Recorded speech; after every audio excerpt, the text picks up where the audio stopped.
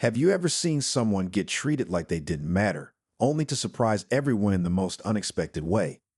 It was a quiet afternoon at a small roadside diner just off the highway. The kind of place with old booths, checkered floors, and the smell of fresh coffee in the air. The waitresses knew the regulars by name, and the jukebox played soft country tunes from the corner. No one expected anything unusual to happen that day. A man named Marcus stepped inside, looking tired from the road. He wore a plain gray shirt, jeans, and worn-out sneakers. Nothing about him stood out. He nodded politely to the woman behind the counter and took a seat by the window. He ordered a burger and fries, then sat back and watched the world go by outside. Marcus didn't talk much. He had a quiet presence, like someone who had seen a lot but didn't feel the need to show it. He watched calmly as cars passed on the highway and birds flew over the nearby trees. It seemed like a peaceful stop on a long day. But that peace didn't last long. A few minutes later, the sound of raised voices came from the parking lot. Two police officers were questioning a teenager next to a small car. It wasn't clear what the boy had done, if anything at all. One of the officers pointed his finger close to the boy's face, speaking loudly. The boy looked nervous, barely able to get a word in. Marcus turned his head slightly and watched through the window. He didn't move, didn't say anything. He just observed. His eyes stayed calm, but focused. Something about the way he watched made it clear he was paying close attention. One of the officers noticed Marcus sitting inside the diner. He nudged his partner and nodded toward the window. The second officer turned and narrowed his eyes. Within moments, they marched inside the diner. Everyone turned to look. The room grew quiet. "You got something to say?" One of them asked Marcus sharply, walking up to this table. Marcus shook his head slowly. "Just eating," he replied, his voice calm and even. The officer didn't seem satisfied. "You were watching, recording maybe?" Marcus glanced down at his phone, which was lying face up on the table. He hadn't even picked it up. "No recording," he said. "Just watching." The other officer stepped forward and smacked the phone off the table. It hit the floor with a dull sound. Marcus looked down at it, then back up, his face still calm. "Don't get smart with us," the officer snapped. "You don't get to stare like that." Marcus didn't argue. He didn't fight back. He just picked up his phone, placed it in his pocket, and stood up. He gave one long look at both officers, nodded once, and walked out. No one in the diner said a word. They just watched as he stepped into his car and drove away. What they didn't know was that this quiet man would return, and everything would change. The next morning started like any other for Officers Daniels and Reed. They sat in their patrol car near the same diner, sipping their coffee and joking with each other. They weren't worried about anything. To them, yesterday's moment with Marcus was nothing more than a forgotten scene. They thought he was just another nobody, someone who would stay quiet and move on. They had no idea how wrong they were. Back inside the diner, the same waitress from the day before wiped down tables. She kept glancing outside, still thinking about what happened. Other workers had seen the way the officers treated Marcus. No one said anything out loud, but there was a shared feeling of discomfort. Everyone had seen it, and everyone remembered Marcus's calm, steady eyes as he walked out without a word. Outside, Daniel spotted another young man near a car that had broken down. The boy was trying to fix something under the hood, looking confused and a little scared. Daniels muttered something to Reed, then stepped out of the car with a smirk on his face. "What's going on here?" he asked, walking up. The boy looked up, surprised. "Just car trouble, sir. I don't need help. I already called someone." Reed joined in. "You sure about that? You look nervous. You hiding something?" "No, I just want to get home," the boy said quietly. Without warning, Daniels grabbed the boy's backpack and dumped it on the ground. Books, snacks, and some tools spilled out. Nothing dangerous, nothing illegal. Reed chuckled. "Yeah, he's a real threat," he said sarcastically. The boy looked like he wanted to cry, but he didn't say anything. He just bent down to pick up his things. Inside the diner, one of the cooks stepped closer to the window. She didn't like what she was seeing. Again, this wasn't the first time these two officers had done something like this, and it was starting to feel like it wouldn't be the last. Back in the car, Daniels and Reed laughed as they drove off, leaving the boy behind. They felt powerful, untouchable, like they were in control of everything around them. But at that same moment, in a quiet office not far away, Marcus sat at a desk with a computer in front of him. He had a file open, one that showed the names Daniels and Reed more than once. Complaint records, video clips, even diner footage from yesterday. Marcus leaned back in his chair and took a deep breath. He wasn't angry. He was focused. This wasn't personal. It was about doing the right thing. And now he had everything he needed. As he stood up and reached for his badge and uniform, he knew what came next. Today, he wasn't the quiet man at the diner. Today, he was internal affairs. And he was coming back. The police station was busy that morning. Officers walked in and out, answering phones, filling out reports, and talking about their usual tasks. The mood was light, and the sound of laughter echoed from the break room. Nothing seemed out of the ordinary. Then the front doors opened. Marcus stepped inside, wearing a sharp, dark uniform. A badge shone on his chest, and a folder rested under his arm. He didn't walk fast, but every step had purpose. His face was calm, but serious. People in the front lobby turned their heads, curious. Some recognized him from the diner. Others just sensed that something important was about to happen. He nodded politely to the receptionist and handed over his identification. She looked at it, then quickly stood up, her expression changing. "Yes, sir. Right this way." As Marcus walked through the hallways, a quiet buzz began to grow in the building. Whispers passed from desk to desk. Who is he? Is that internal affairs? What's going on? Marcus didn't respond to the glances or the quiet voices. He had a clear goal, and he wasn't here to make noise. He was here to make things right. Officers Daniels and Reed were both in the back office when their supervisor called them in. "Officers, come with me," the supervisor said, not giving them a chance to ask questions. They followed him through the hallway and into a meeting room, and there, standing by the table, was Marcus. Reed frowned immediately. "You again," he said, folding his arms. "What is this?" Marcus didn't raise his voice.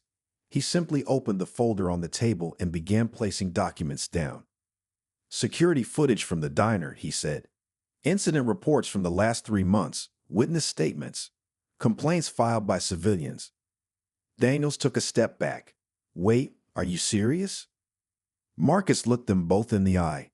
"Yes, I'm serious, and so is internal affairs." The supervisor sat down, reading over the papers. His face slowly changed as he saw what Marcus had brought. Reed looked around the room, suddenly not so confident. "This is some kind of mistake." "No mistake," Marcus replied. "You may think nobody sees what you do, but people are watching, and some of those people have the authority to act." There was silence in the room. Outside, more officers gathered, trying to figure out what was happening behind the closed doors. No one dared knock. They just waited. Inside, Marcus continued, "You crossed the line. More than once. Now we're here to talk about what comes next. And believe me, it's not just a warning." Reed's jaw tightened. Daniels looked down at the table. Marcus remained calm, steady, and clear. This wasn't revenge. It was justice. Slow, quiet, and certain. And this was only the beginning. Word spread fast across the station. The quiet man from the diner was not just a regular person. He was a high-ranking officer from internal affairs. And now he was inside the building, meeting with leadership, armed with proof. Officers Daniels and Reed sat stiffly in their chairs as Marcus continued to speak. The air in the room was heavy. Every word from Marcus felt more serious than the last.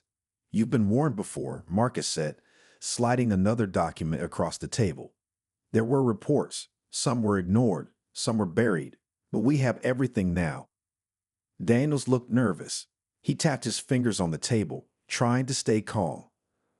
"Come on," he said quietly. "We were just doing our jobs." Marcus leaned forward. "No, you weren't. Doing your job means protecting people, not picking on them. It means following the rules, not bending them to scare others." The supervisor looked down at the papers Marcus had brought. Video screenshots showed Daniels and Reed pushing people, yelling, and acting without reason. One photo clearly showed Daniels knocking Marcus's phone off the table at the diner. Reed tried to speak. He didn't even tell us who he was. How were we supposed to know? Marcus stayed calm. You weren't supposed to know. Because it shouldn't matter. Everyone deserves respect, no matter who they are. Outside the room, several officers waited silently. No one laughed now. No one made jokes. They could feel his shift. The station no longer felt like a place where anything went. The supervisor looked at both men. You're suspended immediately. Internal review will begin today. Leave your badges and weapons on the table. Daniels opened his mouth to argue but then closed it. He looked at Reed, who stared down at his hands. Slowly, both officers removed their badges and handed them over. They stood up and walked out of the room, heads down. The hallway was quiet as they passed their co-workers. No one said a word. Marcus remained seated. He didn't smile. He didn't show any sign of joy. This wasn't a victory for him. It was just a step in doing what was right. The supervisor turned to him. Thank you for handling this with professionalism. Marcus nodded. This isn't about punishing people. It's about protecting the trust between the public and the badge. He stood, gathered his folder, and walked out of the meeting room. The station felt different now. Quieter, more thoughtful. People moved with more care, more awareness. As Marcus walked to his car, he passed by the diner again. He looked through the window and saw the same waitress from before. She spotted him and gave a small nod. He nodded back, then stepped into his car and drove off. He wasn't looking for attention. He didn't want praise. He just wanted people to be treated the way they should be. And he knew his work wasn't done yet. The station was quieter than usual the next day. People spoke in low voices, and the usual laughter from the break room was gone. Even the sound of phones ringing seemed softer, like the walls themselves knew something had changed. Everyone had heard what happened. Officers Daniels and Reed had been suspended. The man they thought was just another stranger turned out to be internal affairs. And now, no one knew what would happen next.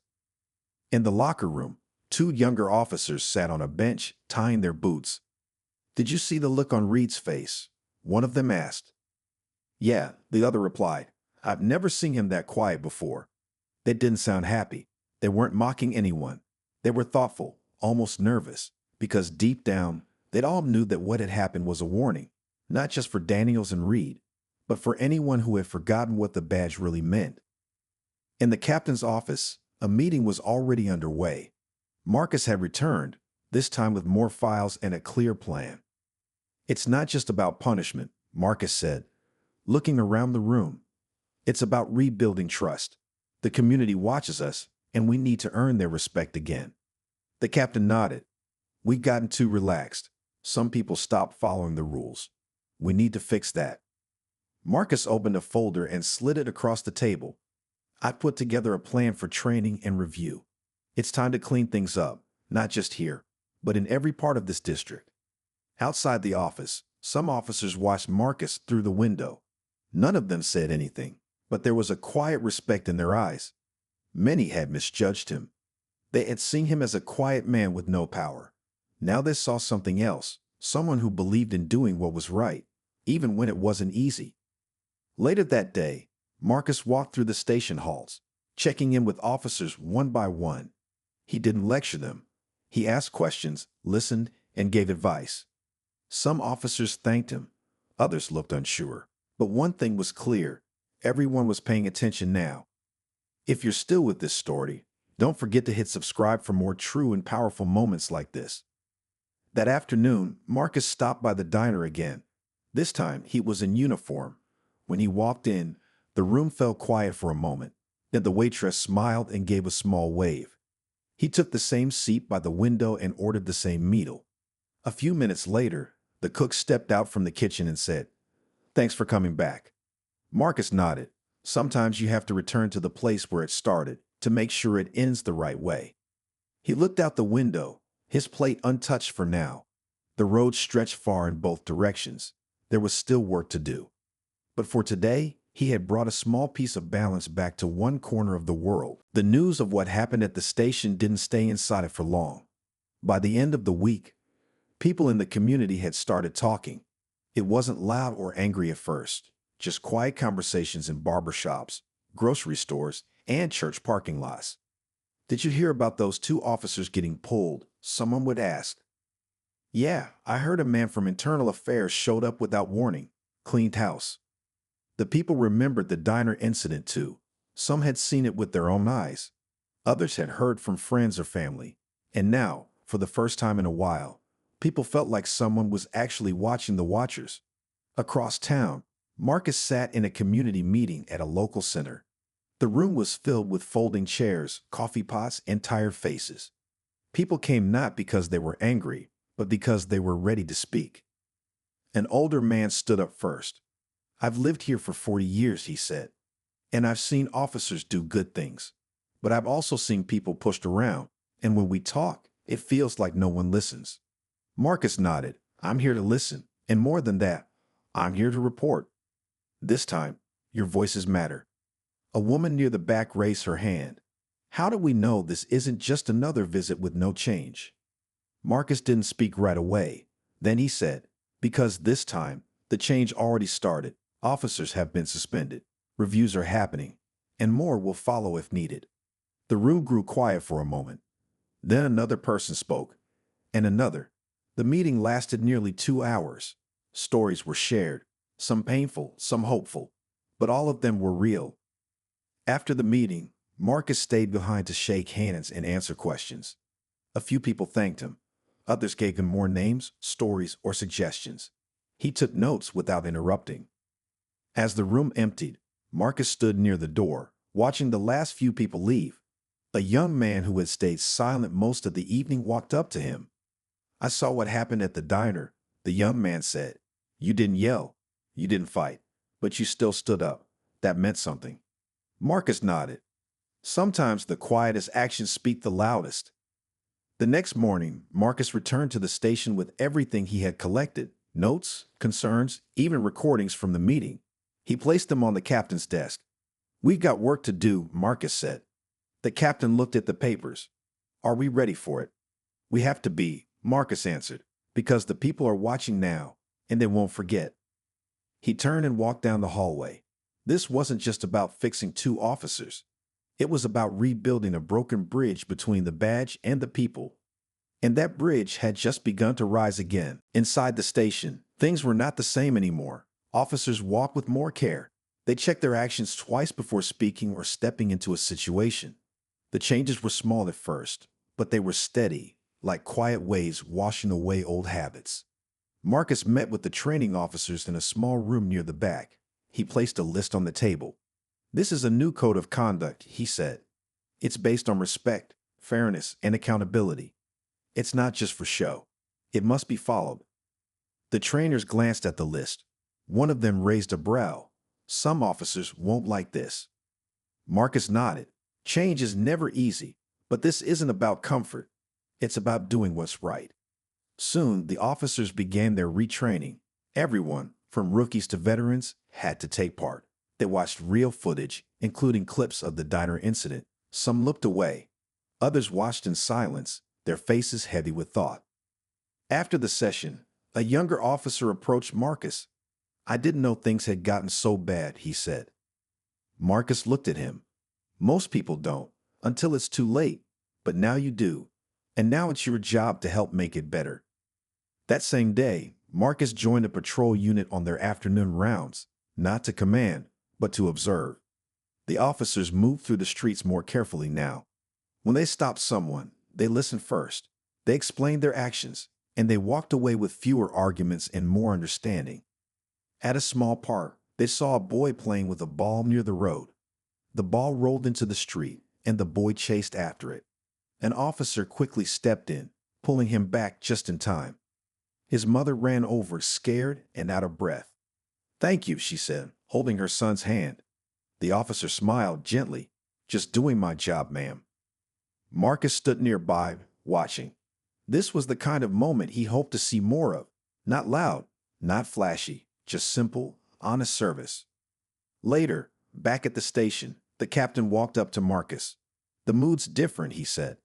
"It should be," Marcus replied. "Trust isn't given freely. We lost it once. Now we're earning it back, one moment at a time." Outside, the sky had started to darken, but the streets felt a little lighter. People noticed the change, even if they didn't talk about it out loud. Fewer stares. Fewer nervous glances when a patrol car passed by. Inside the diner that evening, the waitress who had seen everything served coffee to a group of officers. They were quiet, respectful. One even thanked her before leaving.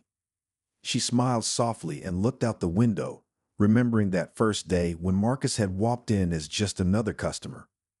Things had come full circle now. And still, Marcus wasn't finished, because respect, once broken, takes time to rebuild. But he was ready to see it through, all the way. Weeks passed. The station was no longer the same place it had once been. The air inside was lighter, the tension lower. Officers spoke with more care. They followed the new rules. They knew eyes were on them, not just from inside, but from the people outside. Marcus walked through the halls, nodding at familiar faces. He stopped by the training room, where a new group of recruits sat in a circle, listening closely to a senior officer explain real-life lessons. Treat every person like they matter, the officer said, because they do. Those were the kind of words Marcus had worked hard to bring back. In the captain's office, a new report sat on the desk. It showed fewer complaints, fewer use of force cases, more positive feedback from the public. The captain looked at it, then looked at Marcus. "We're moving in the right direction," he said. "Yes," Marcus replied, "but we have to keep going. One mistake, and we lose all the progress." The captain nodded. "We won't stop." Marcus stood up and stepped outside. The sun was shining, and the streets were busy. Children played on sidewalks. A woman walked her dog near the park. A bus rolled by, passengers staring out the window. It looked like a normal day, but for some, it felt different now. Safer, calmer. Marcus stopped by the diner one last time before heading to his next assignment. He sat at his usual spot by the window. The waitress smiled and placed his order without asking. "You've done something big," she said. Marcus shook his head. "I didn't do it alone. It takes a whole team to change a system." "Still," she said, "it started with you." Outside the diner, a familiar sound caught his ear. Sirens in the distance. A patrol car rushed by, but it didn't bring fear to the people on the street. They looked, then went on with their day. That small reaction said more than words ever could. As he finished his meal, a young officer walked into the diner and saw Marcus. He walked over and stood straight. "Sir, I just wanted to say thank you. I've learned a lot since that day, and I'll carry it with me." Marcus nodded. "Remember, it's not about being perfect. It's about being better every day." They shook hands, and the young officer left. Marcus looked out the window one last time. The same street, the same diner, but a new feeling in the air. As he got into his car and drove off, the words of his first report echoed in his mind. Respect can't be demanded. It must be earned, through action, through truth, and through time. And now that time had begun. The road ahead was long, but the path was clear. And he was ready to walk it, step by step, for as long as it took.